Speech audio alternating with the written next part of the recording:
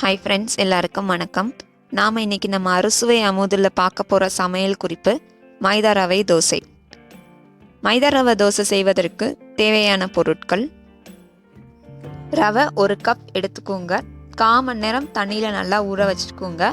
மைதா 1 cup, நீளமாக cut பண்ணியிருக்கிற வெங்காயம் 2, மிளகு 1 ஸ்பூன் நல்லா உடச்சி வச்சுக்கோங்க, ஜீரகம் 1 ஸ்பூன். ஃபர்ஸ்ட் நம்ம எடுத்து வச்சுருக்கிற வெங்காயத்தை ஒரு பேனில் போட்டு அதை நல்லா பொன்னிறம் ஆற வரைக்கும் வதக்கி அதோட பச்சை வாசம் எல்லாம் போக வச்சுக்குவோம். இப்போ பார்த்தீங்கன்னா வெங்காயம் நல்லா பொன்னிறமாக மாறிடுச்சு. இதை ஒரு கப்பில் ட்ரான்ஸ்ஃபர் பண்ணி வச்சுக்கோங்க. கொஞ்சம் நேரம் ஆறட்டும்.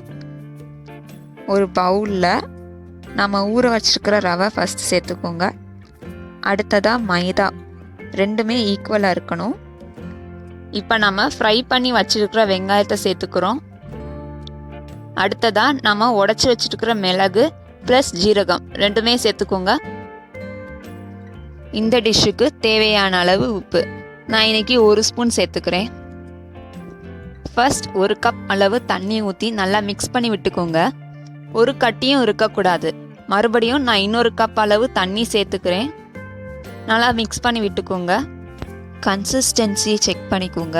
ரொம்ப திக்காகவும் இருக்கக்கூடாது, ரொம்ப லிக்விடாகவும் இருக்கக்கூடாது. இந்த பதத்தில் இருக்கிற மாதிரி பார்த்துக்கோங்க.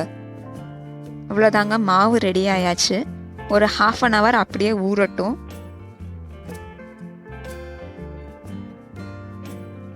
1/2 அன் ஹவருக்கு அப்புறமா நாம் தோசையை டைரெக்டாக ஊற்றிடலாம். இந்த தோசை மாவு தோசை மாதிரி சென்டர்லேருந்து ஊற்றக்கூடாது, கார்னர்ஸ்லேருந்து ஊற்றுங்க. ஆட்டோமேட்டிக்காக ஸ்ப்ரெட் ஆயிரும். தோசைக்கு எப்போவும் நீங்கள் எண்ணெய் எவ்வளோ சேர்த்துக்குவீங்களோ அந்த அளவு சேர்த்துக்கோங்க. இந்த தோசை வேகிறதுக்கு மினிமம் 1.5 மினிட்ஸ் ஆகுங்க. இட்லி மாவு காலி ஆயிடுச்சு. பிரேக்ஃபாஸ்ட்டுக்கு இன்றைக்கி என்ன சமைக்கலான்ட்டு யோசிச்சிட்டே இருந்தீங்கன்னா இந்த டிஷ் நீங்கள் சிம்பிளாக ரெடி பண்ணிடலாங்க. மைதா ரவை தோசைக்கு நீங்கள் சைட் டிஷ்ஷாக தேங்காய் சட்னியும் யூஸ் பண்ணிக்கலாம், தக்காளி சட்னியும் யூஸ் பண்ணிக்கலாம்.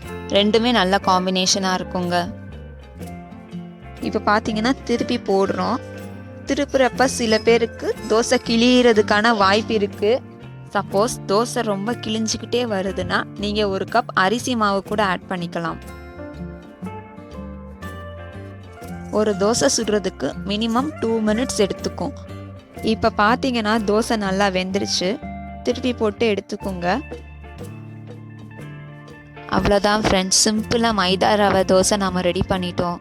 நீங்களும் ட்ரை பண்ணி பாருங்கள், சாப்பிட்டு பாருங்கள். பிடிச்சா லைக் பண்ணுங்கள், ஷேர் பண்ணுங்கள், சப்ஸ்கிரைப் பண்ணுங்கள்.